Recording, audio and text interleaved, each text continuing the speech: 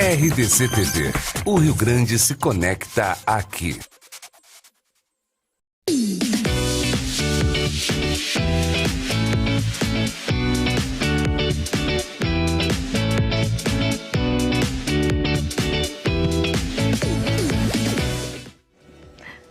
Oi, oi, boa tarde. Começando tudo por você desta quarta-feira. Seja muito bem-vindo, muito bem-vinda para esta quarta-feira aqui de muitos conteúdos para você. Então você já sabe que é o nosso convidado especial para estar aqui, mandar a sua pergunta e o seu comentário através das redes sociais da RDC TV, Facebook ou pelo YouTube, ou através dos canais 24 e 524 da Claro Net TV. Tem também o número de WhatsApp para quem está nos assistindo na TV, mandar a sua pergunta e o seu comentário para que nós possamos responder aqui ao vivo todas as questões, né, Andréia? É isso aí, queremos muito a sua participação. Hoje, como todos sabem, temos a Sala de Estar e os nossos convidados especiais são Veridiana Martins e o advogado especialista em indenizações, o Dr. Eduardo Lemos Barbosa e, claro, o nosso colunista Lucas Lazzaretti. O tema de hoje é sobre o caso que aconteceu com a modelo plus size no Líbano, no dia 22 de novembro. Então nós vamos falar sobre gordofobia aqui. Vamos trazer e desmistificar e responder as perguntas aqui ao vivo. É isso aí. O Tudo por Você está no ar.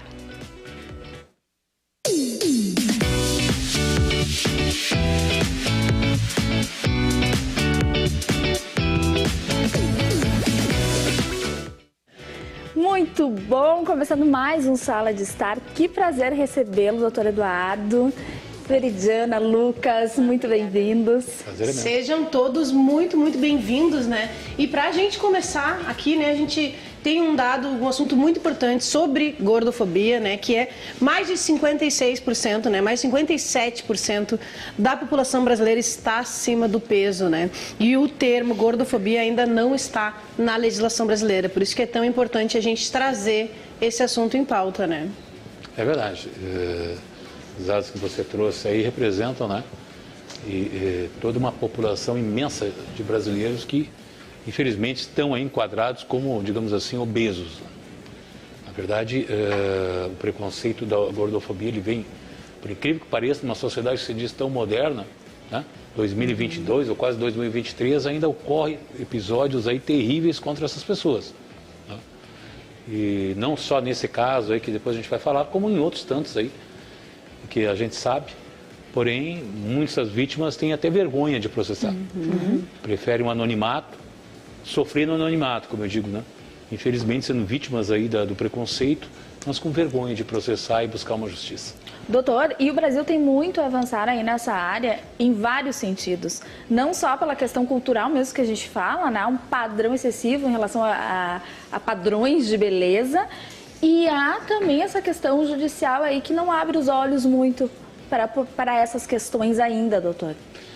É verdade, vocês falaram do projeto, existe um projeto legislativo de gordofobia, sim, né?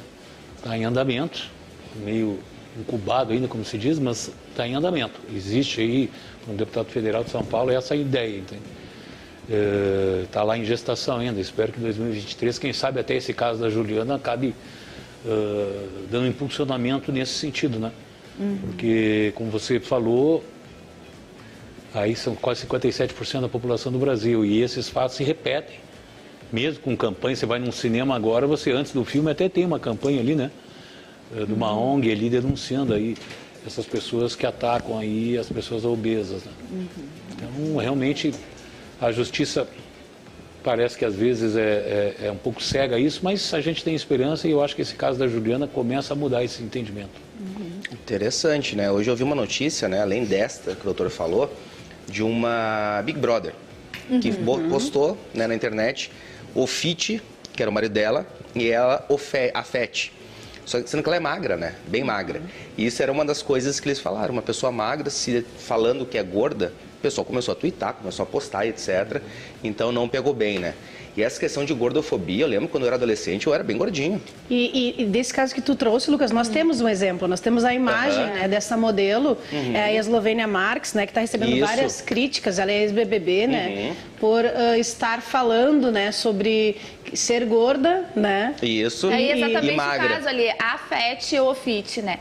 E o quanto isso é lamentável, porque é uma influenciadora. E a gente Sim. sabe o poder que uma influenciadora tem na vida de milhares de pessoas que vão replicar muitas vezes esse comportamento, né? Esse discurso. E tem a questão de saúde, né? Principalmente, obviamente, a saúde é a principal coisa, mas uma pessoa que é magra e fala que é gorda, uma pessoa que influencia outras, quando vê isso, né? A pessoa que é influenciada pensa, olha, eu tô mal, não gosto do seu corpo, isso causa um abalo, né?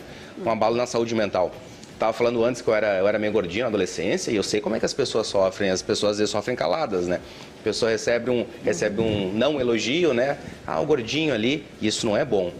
Né? E eu vejo que muitas dessas crianças e adolescentes que faziam isso era porque os pais também faziam isso em casa. Então replicavam, né? Então, como o doutor falou, uma cidade que se diz tão moderna, em alguns quesitos não é nada moderna, né?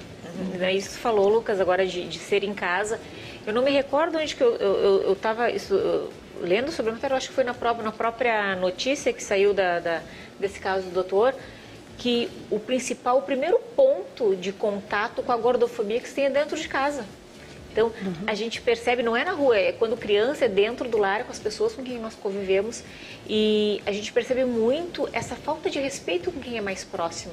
A gente acha que porque é mais próximo eu posso brincar. É verdade. Né?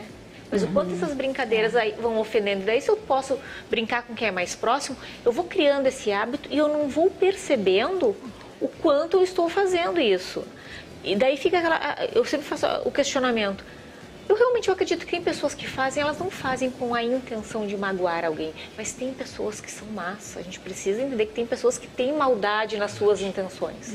Elas fazem realmente com esse objetivo de atacar. E hoje, né, como nós falamos, não temos ainda uma legislação preparada, talvez, para isso, mas vai desses movimentos como o da Juliana, de mostrar que isso existe, para que o nosso aparato legislativo consiga se adequar às nossas realidades. Então, que tenhamos mais Julianas com coragem de fazer isso, de ir em frente, de não sofrer calado, né, Lucas? É verdade. E mostrar que isso é uma realidade, que a gente precisa educar a nossa sociedade para isso. Não, perfeito. Doutora, até acho importante a gente voltar a falar sobre o caso da Juliana, né? Porque algumas pessoas podem não ter acompanhado, ou até para a gente fazer realmente um resgate e uma atualização aí sobre esse caso. Bom, esse caso ocorreu da seguinte forma: a Juliana foi com a mãe, a irmã e um sobrinho no início de novembro para o Líbano, né? Porque os parentes da mãe dela são de lá. Então ficaram planejando essa viagem durante uns 5 anos, para conhecer, na verdade, esses parentes que eles nem conheciam, porque eles vieram do Líbano. A Juliana até é brasileira, mas a maioria da família veio do Líbano, lá atrás como imigrantes para São Paulo. Chegando lá, foi pela Air France, sem nenhum tipo de problema. Volto a frisar e digo até o nome da companhia aqui, né? Não tem problema nenhum. Sentou ela numa poltrona, a mãe no outro. Põe na fila de trás a irmã e o filho da irmã, sobrinho da Juliana. Foi bem, ficaram lá no Líbano, em Beirute, lá e tal, visitaram, etc. Decidiram antecipar a viagem. Por outros motivos aí, decidiram antecipar. E compraram, então, essa passagem de volta pela Qatar, que era onde, digamos assim, seria mais interessante e conveniente para eles.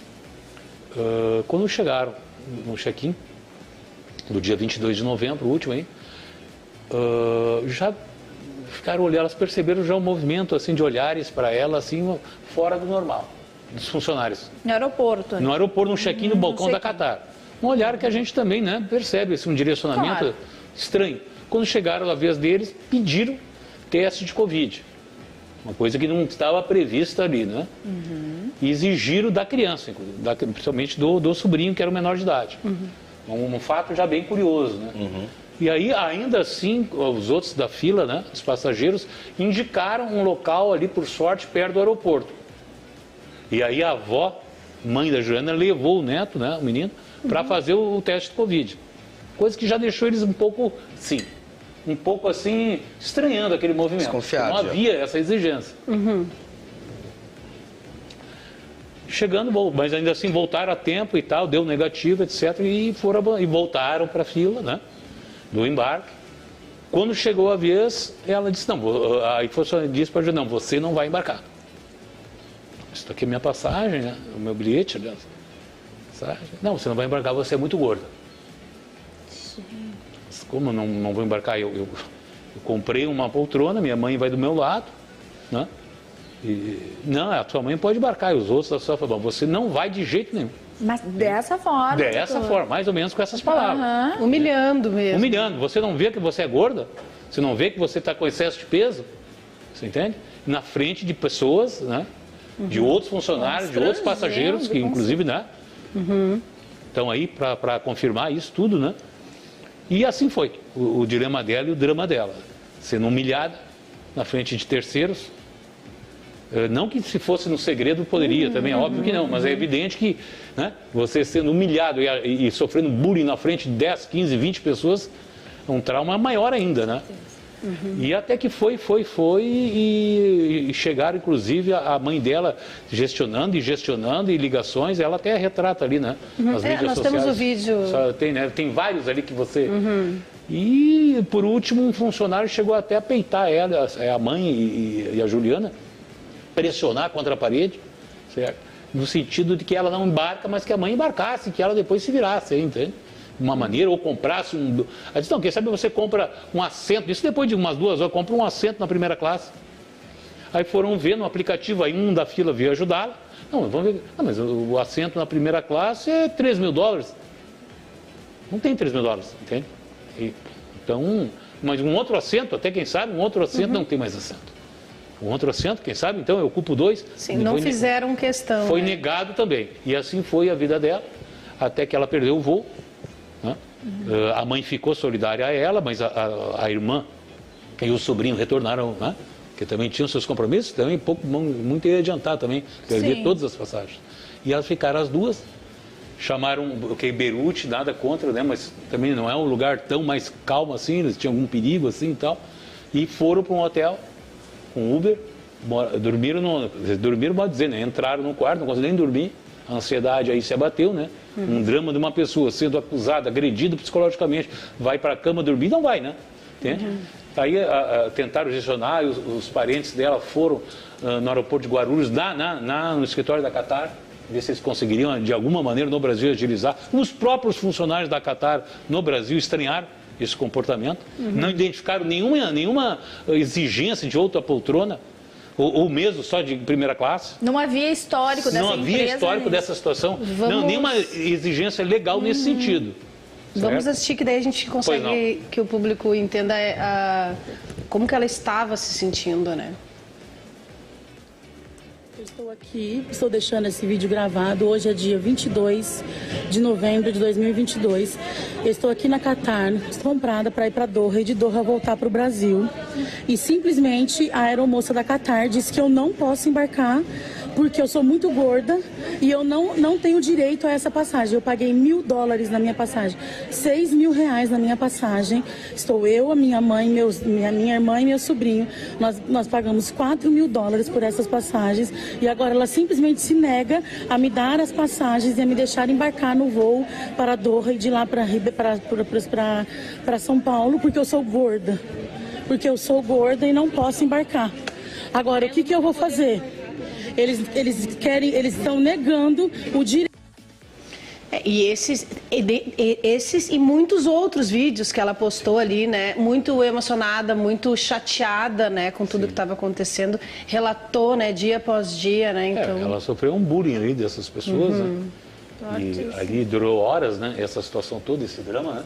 Doutor, e ontem saiu a decisão? Bom, então, realmente só para finalizar. Sim, por favor. Aí eles resolveram, então, depois já no segundo dia, resolveram ligar para a Embaixada do Brasil. Assim, por um dever até de honestidade intelectual, foram super bem atendidos por uma funcionária, que depois passou o assunto para o embaixador. E, assim, para ser bem verdadeiro, ele ligou para o presidente da Qatar Airways. Conseguiu o contato e, curiosamente, aí ele embarca. Diga só para finalizar. Sim. Aí ela embarca num assento. Num assento, da mesma maneira como ela foi do lado da mãe, levanta o braço ali da cadeira e alguma coisa que, digamos assim, né, de excesso, fica junto com a mãe. Ela voltou numa poltrona. E mais, tivemos as informações que aquele voo voltou só com a metade da ocupação, aquele voo que foi negado. Tinha lugares, então. Tinha lugares. Tinha lugares. E a questão do peso, às vezes que ela não pode, o avião não vai levantar por causa do peso dela. Por causa do peso dela. Não, aí também outros jornalistas aí, pessoas aí, ainda foram ainda fazer mais bullying com ela nas redes sociais, né? Você sabe que nas redes sociais é o terreno de muito covardes. Tem gente que ainda detrataram ela. Parece que ainda se aliaram a Qatar aí no sentido de praticar ainda, digamos assim, desabono a ela. O que deixou ela extremamente traumatizada, com danos ali emocionais, psicológicos, pessoa arrasada, literalmente. Então, nós aí ingressamos com uma ação, né? Uma sexta-feira aí, 2 semanas atrás ali, caiu na 17ª Vara Civil do Fórum João Mendes de São Paulo, capital. Aqui o nosso doutor Lucas aqui, que conhece as práticas do direito aí muito bem.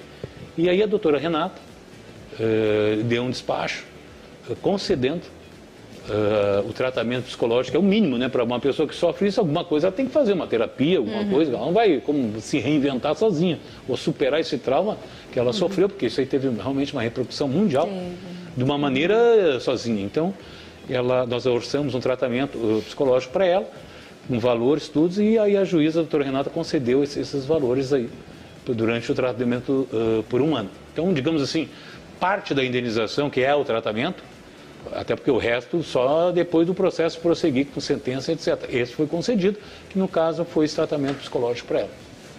Doutora, isso é um processo de quanto tempo, mais ou menos? Olha, essa é uma pergunta... Processos de indenização, né? Tem uma média? Digamos que a gente pediu o trâmite preferencial, né? Porque a mãe dela tem mais de 60 anos. Eu acredito que vai aí uns 2 anos, né? 2 anos ainda. Não está proibido também, se eles quiserem, né? De alguma maneira, se derem conta, porque eu quero deixar aqui dito também o seguinte, a Juliana, muito importante isso, a Juliana no dia 23 mandou um e-mail para a Qatar. Se eles estão me ouvindo aqui, eu tenho todas as provas, ela mandou um e-mail relatando os fatos. Nunca foi respondido esse e-mail. Sabe quando foi respondido? 2 dias depois que eu entrei com a ação judicial. É muitos casos. 12 dias depois de receber o e-mail, entraram com as... Porque tem como você monitorar, né? Sim. Se você entrou, não tem como você pela internet monitora ali. Embora a empresa não tenha sido citada, mas você pode saber se existe uma ação contra você. E ali, curiosamente, eu entrei numa sexta, na segunda de tarde, eles responderam para a Juliana, dizendo que fizeram todos os esforços, né? Para ela embarcar, que tudo isso não passou do mal entendido. E eu pergunto para todos aqui, né? Gordofobia é crime no Brasil ou em outros países? Tem alguma regulamentação? Não, no Brasil não é crime, ainda. Entende? Em outros países é. Esse preconceito é como... Tem preconceito racial, de gênero, né? É um crime, sim. Um crime porque isso ofende... Pode não ter uma legislação específica, mas ofende o princípio da dignidade da pessoa humana, que foi ofendido nesse princípio, que é um princípio constitucional, né? Que o ser humano tem, e inerente a ele, podia ser gordofobia, podia ser de cor, podia ser de gênero, né? Então ofende esse princípio maior, mas uma legislação específica no Brasil não tem, outros países possuem. Mas isso não é por isso que não gera uma indenização. Claro. Né? E eu acho que as pessoas que são vítimas, como eu disse antes, muitos têm a vergonha digamos assim, o constrangimento de ingressar na justiça, dar a cara para bater, né? Mas a Juliana realmente foi uma pessoa muito corajosa. E é um movimento que, acredito eu, que passe a despertar... Incentiva, né? Porque muita gente fica com receio, né, de talvez se expor ali, mas com a justiça, olha só deu certo uma resposta por e-mail porque adentrou no judiciário. Senão ficaria elas por elas. Quantas pessoas já sofreram isso, né? Não sei nessa empresa, mas em qualquer outra empresa. E então isso não pode ficar impune, né? Passar impune. Então essa liminar que deve ter sido deferida, né? Já deu então um tratamento, né? Mas vai saber quanto tempo ela precisará desse tratamento, 1 ano, né? Isso é uma coisa que fica, né? A repercussão foi gigante.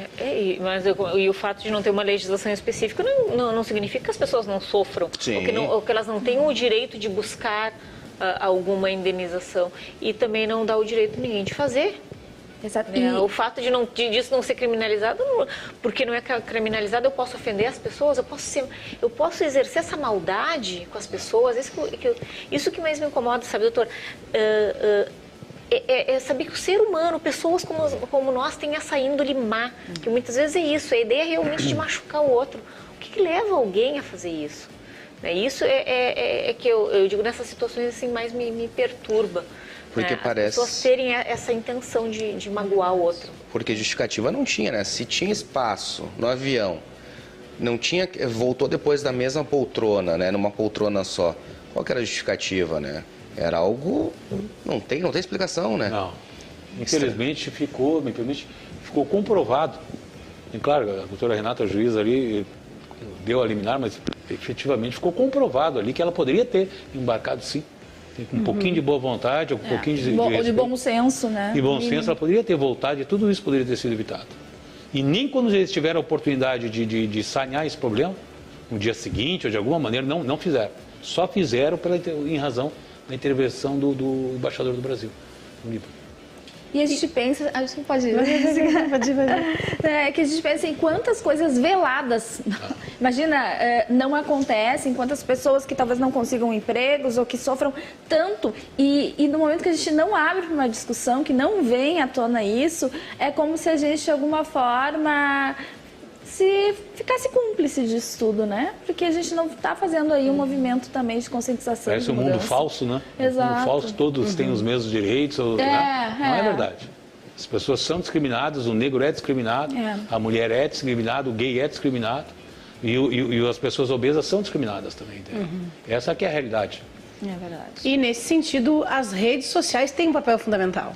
Também, né? Porque as redes sociais trazem à tona, trazem para debate, tanto contra quanto a favor, né? Que a gente vê pessoas posicionando de um lado, de outro, e esse debate, ele é importante, né? E eu quero perguntar para vocês, dentro do posicionamento, né, e da percepção de vocês, qual que poderia ou pode ser o papel da mídia nesses casos? Bom, se me permite, a mídia é fundamental, né? Porque, às vezes, sem querer generalizar, mas às vezes esses agentes causadores, como eu chamo, né, que praticam esses atos, eles podem ficar com você brigando no meio de 4 paredes ali e fica 10 anos. Ninguém sabe. Sabe só a parte, eles, o juiz, um promotor, enfim, quem fica sabendo? Ninguém. Então eles ficam à vontade de brigar 10 anos, 5 anos, sei lá. Né? Agora, se tem uma exposição, se a mídia viu ali, confere, é outra situação. É outro desconforto para esses agentes causadores. Então o papel da mídia é fundamental. Instagram, Facebook, né? Também nesse sentido da mídia, todo mundo é bonito, né? Todo mundo é feliz. E as pessoas que às vezes não têm um corpo como um Big Brother, né? Não tem às vezes uma vida financeira como pessoa X, as pessoas olham aquilo, eu queria ser assim, eu nunca vou conseguir ser assim, elas pensam. Isso acaba influenciando de maneira negativa, né? Essa saúde mental dessas pessoas que assistem. Então, assim, olha, a mídia influencia muito em casos como esse, né? Porque a dimensão fica muito maior, mas também influencia as pessoas que tentam se embasar e ficarem parecidas com essas pessoas que são como se fosse um reflexo do que é perfeito, né? Não são perfeitas, mas no Instagram e Facebook tudo parece que é, né? Então, acho que influencia bastante, sim. Eu vejo a importância da gente mostrar também o que não é bonito. Eu digo não é bonito do tipo, existe isso, gente. As pessoas acham que não.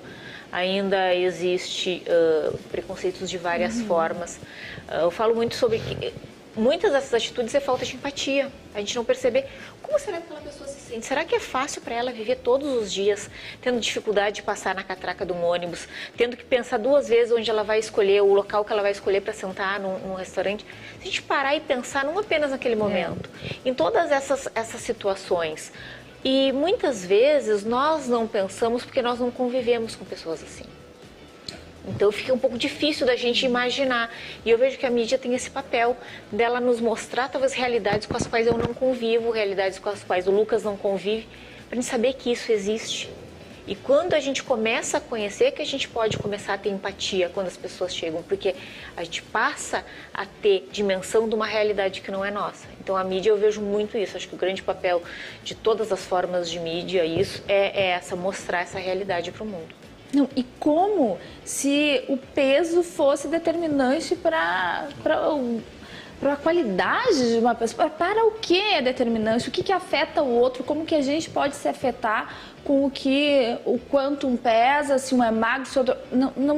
Não dá para entender algumas coisas. Seriamente, a gente que acompanha também, eu acompanho muitos programas americanos que mostram, a gente vê quantas dificuldades de pessoas que realmente lutam uma vida toda contra isso, que realmente é uma questão de saúde, de doença mesmo, e sofrem preconceitos, e como tu disse, é distante, é lá, não faz parte aqui da minha realidade, então E muita gente leva como se isso fosse...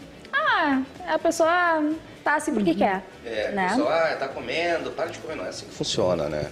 A pessoa tem um problema, E né? se fosse, não poderia nos influenciar também, Sim, exatamente, né? E a gente tem que ajudar essas pessoas, não recriminar, deixar de lado.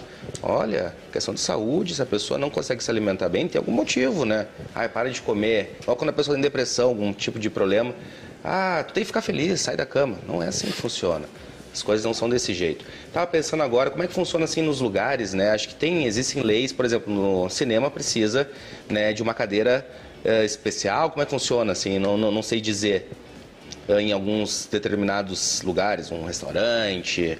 Não, mas eu acho até que com relação à questão da gordofobia até nem tem previsão. Não, eu acho que ela está ligada a direito à acessibilidade. Acessibilidade, isso, exatamente. A gente pensa daí a questão de acessibilidade, portas largas, cadeiras, mas é por mas são causa, poucos não lugares, da eu gordofobia, acho, mas né? a acessibilidade. Doutor, e voltando para as companhias aéreas, o que tem algo especial? Como que faz? Preciso comprar 2 passagens? Não devo comprar 2 passagens?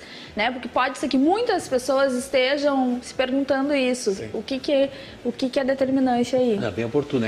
Na verdade, isso aí não tem uma legislação específica para isso. Praticamente, isso aí é um regramento varia de cada companhia, adota um critério, certo? Isso não está documentado normalmente. Não tem documentação disso. Então, digamos que...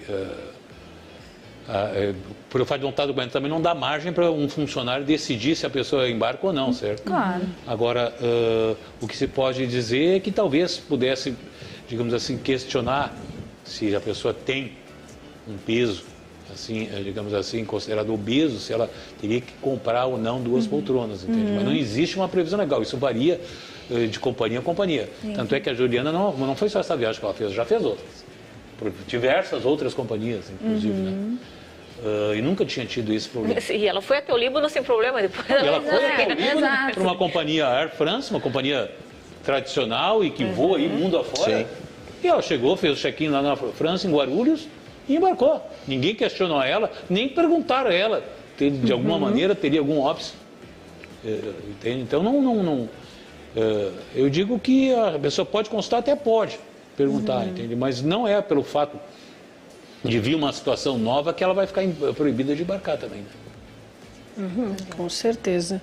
Com certeza. A gente tem aqui a Mariana Diffenteller aqui comentando que tema interessante, parabéns, e a função social da imprensa, né? E agora nós vamos rapidamente, né, Andréia, para um intervalo comercial. Aproveita, manda tua pergunta, teu comentário para participar ao vivo aqui com a gente, que a gente volta em alguns minutinhos.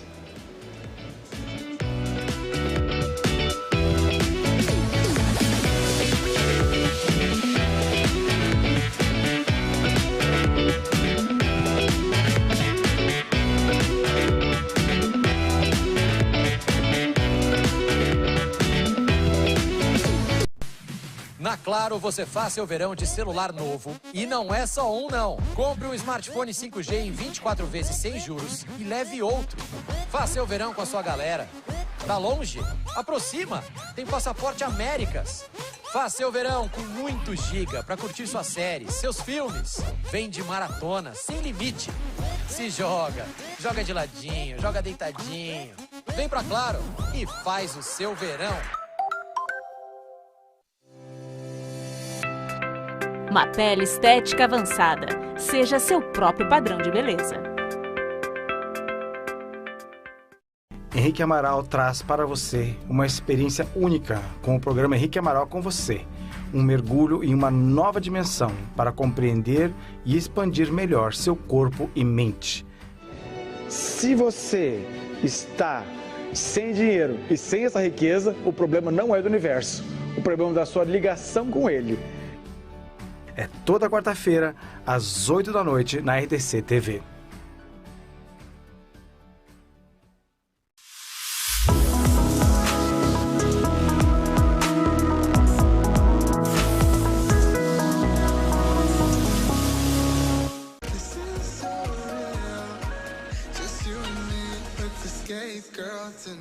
Olá, minhas amigas! Eu tenho uma dica maravilhosa para você que, assim como eu, trabalha muito e precisa acordar rejuvenescida no outro dia e com as forças revigoradas. Você vai encontrar aqui na Cassol Centelar o colchão Belona e com ele vai ter a melhor noite da sua vida. Vem para cá conhecê-lo, não perca esta oportunidade.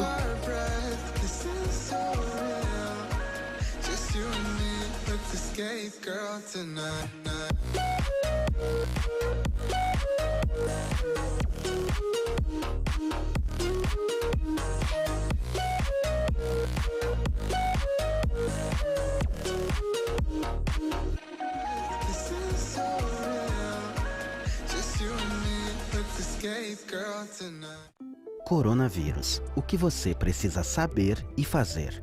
Os sintomas mais comuns são febre e tosse ou dificuldade para respirar. Caso apresente os sintomas, procure um posto de saúde. A RDC TV une os gaúchos pelo mundo afora. Estamos presentes nas principais plataformas digitais. Se inscreva no YouTube e assista a programação ao vivo ou on demand, como preferir. E também tem conteúdos exclusivos, então não se esqueça de ativar as notificações. Quem sabe nos siga e curta a gente no Facebook. Aqui você também pode assistir aos seus programas favoritos, além de ficar por dentro das notícias mais relevantes. rdctv.com.br é a convergência disso. Notícias, vídeos ao vivo, on demand e interação. Tudo em um único lugar. A RDC TV é você na tela, seja na TV, smartphone, tablet, computador. Venha fazer parte desta rede que conecta o Rio Grande ao mundo e o mundo aqui no nosso Rio Grande. De segunda a sexta-feira, suas tardes têm mais informação e ao vivo. A partir das 3 da tarde, nós apresentamos o Portal RDC, com os destaques do dia, entrevistas, previsão do tempo e tudo o que está acontecendo no estado. Jornalismo responsável é na RDC TV. Nós esperamos por você.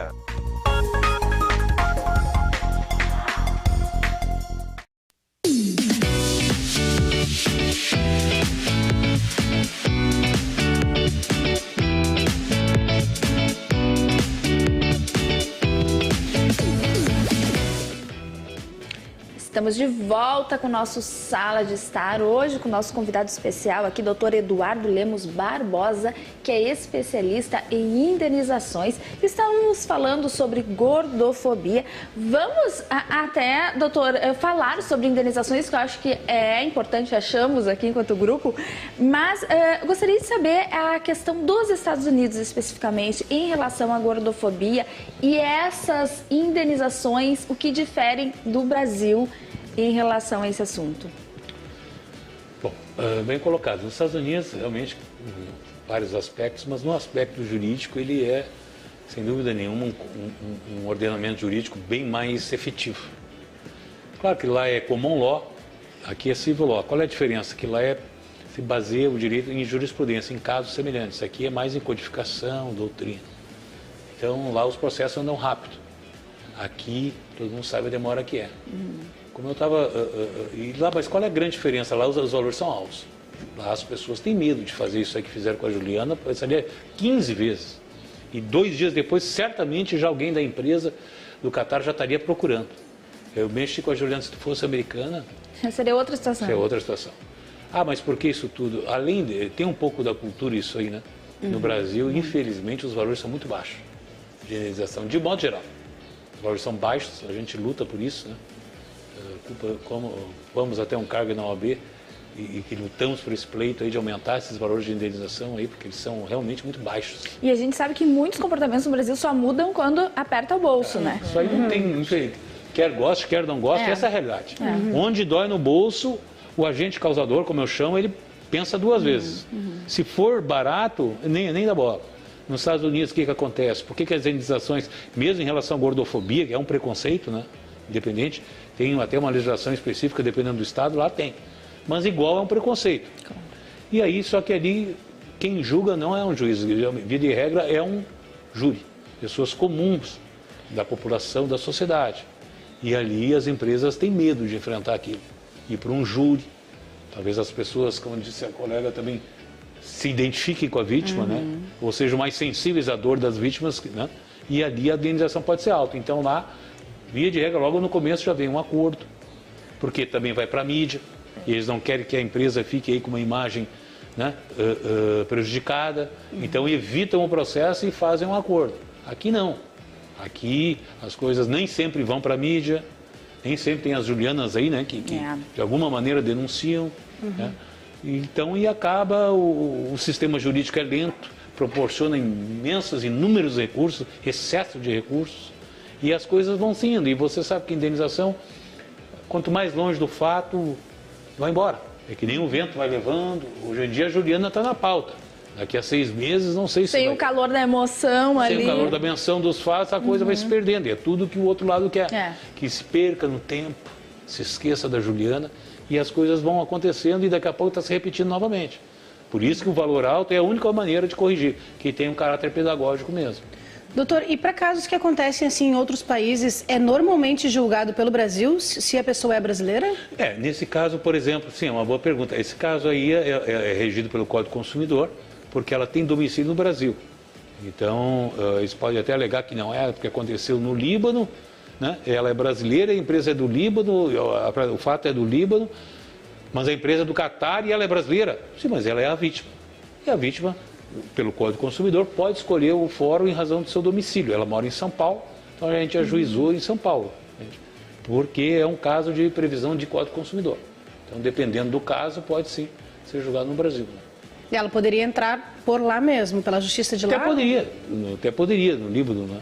Poderia, mas seria realmente bastante desinteressante. No Catar nem se fala, né?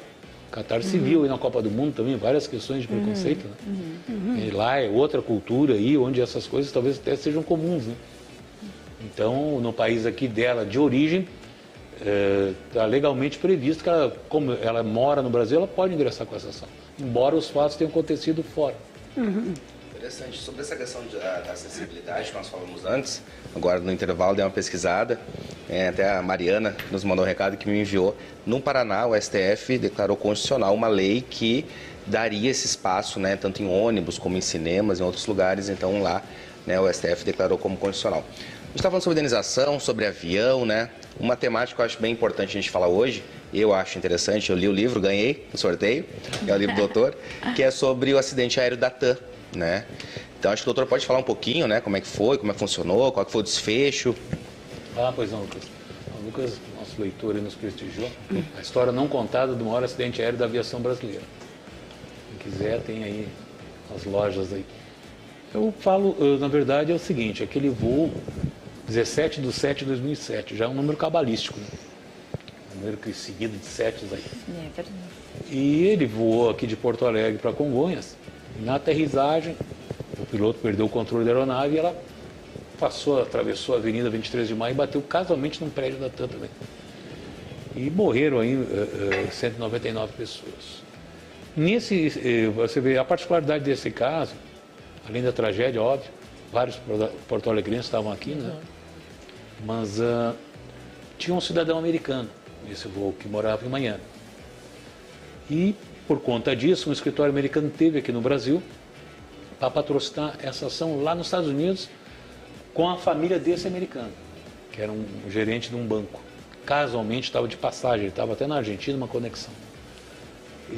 Então, eles promoveram lá e vieram ao Brasil e propuseram para alguns escritórios parceiros, no caso eu, me tornei parceiro deles e mais outros 2, para colocar essa ação de indenização nos Estados Unidos, porque é mais rápido, aquilo que eu falei antes, mais rápido e valor mais alto. Das 199 famílias que faleceram, 77 optaram pelos Estados Unidos, certo? E então eu tive várias vezes na corte de Miami, porque essa família, né, dessa vítima era de Miami. Né? E aí eu mesmo estive lá várias vezes, não advoguei lá porque nem poderia, mas acompanhei de perto todo o desenlace dessa ação e vi toda a informalidade. Uma informalidade, informalidade parece meio bagunça. Não tem nada de bagunça. As testemunhas puderam ser ouvidas no escritório dos advogados. Esse excesso de formalismo aí, lá não tem. É mais rápido e mais ágil. Isso é um fato, né? Não é eu que estou... Tanto é que lá se faz mais justiça que no Brasil, sem dúvida nenhuma. E em 2 anos foi feito um acordo. Mas a bem da verdade, em 2009, essas 77 famílias receberam seus valores, né? Mas aqui no Brasil, e só vale para esse episódio, o Tribunal de Justiça de São Paulo, o Ministério Público, aliás, e a Defensoria Pública de São Paulo criaram câmaras de indenização, que eram situações de acordos extrajudiciais. De um lado, a família e seu advogado, e do outro, a seguradora, no caso da TAN, né? Seu advogado e um mediador, que era algum representante do defensor público ou promotor, compuseram acordos e também viabilizaram indenizações. Então, nesse caso aí, claro, a tragédia foi horrível, mas na indenização foi um evento mais exitoso. Em 2 anos, praticamente todos, tanto os que foram nos Estados Unidos quanto foram para essas câmaras, que era no extrajudicial, receberam. Só não recebeu quem foi para o calvário da justiça comum, da justiça civil, né? E esses lamuniaram aí mais de 15 anos para receber alguma coisa. Quem fez, ou nos Estados Unidos ou no extrajudicial, através dessas câmaras, receberam. Então, isso é um exemplo. Depois tentou se repetir na outra tragédia que houve em 2009, da Air France, né? Mas não conseguiu se efetivar essas câmaras, eu me refiro. Na Chapecoense, eu atuei também, a companhia Lamia, é uma tragédia, né? Não preciso nem falar para você, se fez um acordo com o clube, porque também era um acidente de trabalho. Então, as pessoas que estavam ali estavam a trabalho e puderam receber do clube. Mas da Lamia é um problema ainda que está até... Esse está rolando processo até em Londres, porque tinha uma seguradora, mas estava vencido o pagamento da pólice, é uma confusão só, né? Mas, enfim, de qualquer sorte se vê que nas indenizações é um calvário mesmo, é uma dificuldade. A gente pensa que com a presença da mídia noticiando e cobrindo esses fatos, talvez as coisas possam tomar outra direção, pelo menos no que tange a celeridade, que é muito lento, e no que tange também os valores, que são muito baixos. E essa questão do cálculo da indenização é também uma questão bem delicada, porque o preço não paga o valor, né, do que a pessoa viveu, mas é melhor às vezes ter o preço, né, para poder também se amparar, né, estar amparada também. Eu tenho certeza que a Juliana, ela preferia que não tivesse acontecido isso do que buscar valores na justiça. E assim eu me refiro a outras vítimas aí, elas preferiam ter o seu marido, seu pai, seu filho de volta do que, um caso de acidente aéreo que eu estava conversando, por exemplo, do que tentar buscar isso na justiça. Mas ao mesmo tempo que se você não vai para a justiça, você vai deixar como? O agente causador fica impune. E é como se pudesse repetir, então, né? Ninguém... É uma forma de... Tem um caráter pedagógico, um pagamento alto de uma indenização, e geralmente eles corrigem os erros. Eles vão corrigir, pensar 3, 4 vezes antes de largar uma aeronave assim meio, sem muito zelo. Daqui a pouco tem certeza de uma condenação alta do caso da Juliana. Quero ver se esses funcionários vão ficar tratando outras pessoas na condição da Juliana dessa forma que trataram. Agora, se passava por isso impune, a empresa também não vai chamar a atenção como deveria de seus funcionários terem praticado isso aí. Infelizmente. Até na própria Boate Kiss a gente viu quantas transformações vieram decorrentes daquele episódio, leis. Então, realmente é complicado que a gente aprenda dessa forma. Essas mudanças que o doutor falou, eu sempre fui muito na área trabalhista, e quando acontecia algum acidente de trabalho, dependendo do porte da empresa, que se verificava que era um erro de procedimento, bastava um acidente para a empresa toda se reestruturar para evitar. Mas óbvio que tinha que vir uma ação, tinha que vir uma intervenção de Ministério Público para a empresa sentir essa necessidade de fazer as mudanças. No Brasil eles não têm uma iniciativa, olha, efetivamente ocorreu uma falha, gostaria de ver se a gente poderia reparar vocês. Infelizmente no Brasil não tem isso. É no escândalo. A gente tem que processar eles, e criar uma verdadeira guerra contra eles, para eles, depois de uma condenação, vir pagar. Com honrosas exceções, mas a grande maioria não tem essa sensibilidade de chegar, uma família às vezes que perdeu um trabalhador, como no caso aqui da doutora falou, e chegar e realmente, olha, quem sabe a gente pode, né, tentar conciliar num valor razoável. Infelizmente não tem essa cultura no Brasil. Tem aquela de se servir da justiça para demorar e pagar um valor baixo. E muitas vezes, doutor, eu percebo que é quando nós temos uma pluralidade de pessoas. Muitas vezes não é. Esse caso, claro, foi um caso da Juliana, foi um caso único. Mas da TAM, porque eram vários passageiros. Aí a empresa até se sente mais movida em fazer esse ajuste, em tentar... Tem aquele filme do caso do das Torres Gêmeas, que é o quanto vale, o quanto custa, que mostra essa tentativa de cálculo da indenização. Eu não sei se é quanto vale ou quanto custa, que é o cálculo da indenização para aquelas centenas de famílias. Que vale uma vida, né? Como fazer mais vencimento, porque é uma coletividade. Então, vir, né, nessa história do extrajudicial, dessa tentativa de compor sem o processo, principalmente nessas situações. Teve também aquele caso da escolinha, de uma escola de futebol ali, de um time de futebol de São Paulo, do Urubu, Ninho do Urubu, como que era? Do Flamengo. Do Flamengo, que pegou fogo também. Exatamente, que também foi resolvido. Se eu não me engano, apenas uma mãe só que entrou com a ação. As outras, o próprio clube fez um movimento de composição, né, extrajudicialmente para evitar, né, a demanda do processo. Para o pessoal entender como é que funciona. Nós somos advogados, nós sabemos como é que é, mas já vou até deixar uma dica de série no Suítes. Lá eles fazem esses acordos dentro do escritório, chamam lá, gravam, etc., conversam, e é assim que funciona, né? O doutor falou, mas não sei, não entendi muito bem, então dá uma olhadinha na série que vai ver que é dessa maneira, né? É muito mais rápido, né? Com certeza. E eu ia perguntar até por uma questão assim de educacional mesmo para a audiência, né? Tem alguns critérios de cálculos para indenização, por exemplo, idade, nível social, perspectiva de vida, tem toda essa questão aí, né? Tem, por exemplo, o dano material. Dano material que é uma indenização que é um ressarcimento. Por exemplo, se ele morreu com 30 anos, um exemplo, hoje a expectativa de vida do homem brasileiro é 76,7. Então, se pega 2/3 do salário dele, digamos que ele ganhasse 9 mil, pega 2/3, que seria 6 mil, multiplica pelos meses faltantes até chegar a essa expectativa de vida, no caso 76,7, e acrescenta 2/3 do salário, e multiplicado pelos meses que faltam para alcançar a expectativa, mais 13º e férias. Aí você é uma equação matemática para o dano material, certo? Então, é de acordo com o salário que ele ganha, o salário, ou enfim, uma receita que se comprove, o dano material é uma equação. Agora, no dano moral, aí é subjetivismo. Quanto vale uma vida? Ele morreu? Quanto vale... por exemplo, nós temos uma briga aí na OAB Federal, pelo seguinte, muita gente não sabe, na reforma trabalhista, né, de 2017, eu, por exemplo, sou contra, e ela estipulou em 50 vezes, se um trabalhador morre, a família só pode ganhar até 50 vezes o que ele ganhava de dano moral. Um tabelamento inconstitucional isso. Já tem uma ação da OAB Federal para derrubar isso. Por exemplo, em Brumadinho, caiu aquela lava toda lá, né? E é um exemplo que está nessa ação da OAB Federal, inclusive. Eu sou gerente, ganhava 10 mil. Deixei uma esposa e filho. Cada um dos dois pode pegar 50 vezes 10, 500 mil. Pela minha vida, por dano moral. Eu também estava lá na Vale, morri, também por causa da lava, ganhava 2 mil. Também tinha uma mulher e filha. A minha mulher pode pegar 50 vezes 2, 100 mil reais. Para ela, 100 mil reais para o meu filho. Quer dizer, se eu ganho mais, os meus parentes vão ganhar mais. Daí vale mais, a tua vida vale mais. Vale mais porque eu ganhava mais. Entende? Isso é um absurdo que está, inclusive, com o ministro Gilmar Mendes. Já teve um voto favorável para derrubar essa reforma de 2017. Esse artigo 223G, que é uma afronta. E é por isso que também as indenizações são baixas.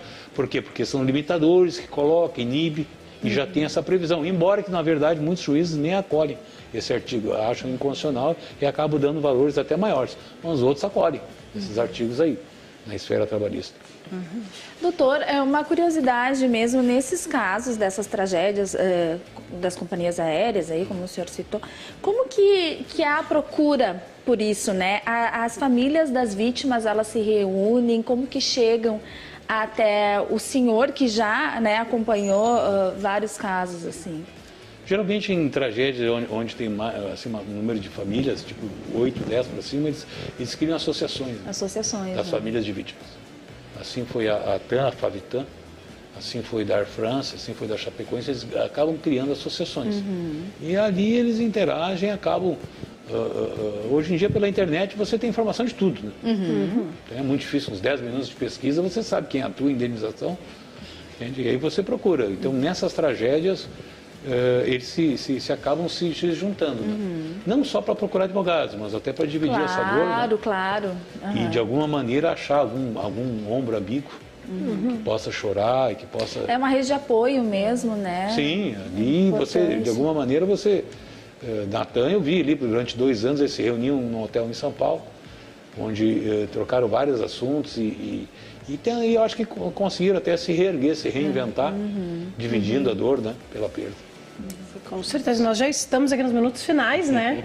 Considerações finais aí, então, de tudo que girou por aqui hoje, gordofobia, indenizações, né? Cultura, bullying, legislação, né? Não, agradecer, né? Parabenizar também a RDC por trazer doutores aqui para falar sobre essa temática, pessoas que sabem sobre o assunto, né? E para a gente poder difundir, né? A gordofobia. A gente viu esse caso, outros casos, a pessoa está assistindo, eu tive um caso assim, aconteceu comigo, fiquei calada. Não fica calada, procura alguém, conversa com um psicólogo, talvez, procura o judiciário. Né? Essas coisas não podem passar impunes, né? E é só agradecer. Semana que vem estou de volta, dar um Feliz Natal. Né? Quem está nos assistindo, já temos aqui uma árvore. É verdade. Bem bonita. Natal está chegando, né? E semana que vem estou aqui para depois dar o Feliz Ano Novo para todo mundo. Bom, gente, eu achei fantástico o tema e eu vou trazer então uma das coisas que eu falei, que é a questão da empatia. Então, para esse final de ano, aproveitando o momento, só volta aqui ano que vem. Um Feliz Natal a todos, um excelente Ano Novo e que esse momento de festa nós conseguimos ter empatia. Principalmente aquelas pessoas com quem a gente às vezes não convive há tanto tempo, tem famílias que vão se encontrar vão se encontrar agora, depois desse período da pandemia, né? Vamos ter empatia pelo outro, vamos aproveitar esse clima de Natal para isso. Né, com relação, como a gente falou, da gordofobia, todos os tipos de preconceitos, vamos nos colocar no lugar do outro e tentar imaginar, né, sentir o que essa pessoa sente dentro dessas situações e frente ao que a gente acaba colocando e falando para ela, tá? Então, Feliz Natal a todos, um excelente 2023. Bom, queria parabenizar vocês duas apresentadoras maravilhosas, a RDC, que nos deu essa oportunidade de falar desse tema, um tema bem difícil, onde tem uma vítima aí sofrendo, bastante, de passagem, e a sua família da mesma forma. Mas eu tenho certeza que um programa como esse acaba colaborando aí com as vítimas, no caso a Juliana, né? Mas também outros que certamente já devem ter sofrido esse tipo de bullying, né? De lesão e de dano, que realmente eu espero que de alguma maneira, em algum momento, a gente possa corrigir isso. E são programas assim que eu acho que a opinião pública acaba tomando conhecimento, porque muitas pessoas nem sabem o que acontece. Então, a vocês, sucesso pelo programa, tudo por você, e aos nossos telespectadores também um Feliz Natal e um excelente Ano Novo. Doutor, muito obrigada, muito importante. E como eu fico imaginando, seja de alguma forma confortante, dê algum tipo de conforto a essas famílias poderem contar com um profissional que tenha essa sensibilidade que o senhor tem. Muito obrigada. Obrigada a vocês, nos vemos em breve. Obrigada. E hoje, então, nós vamos ficando por aqui.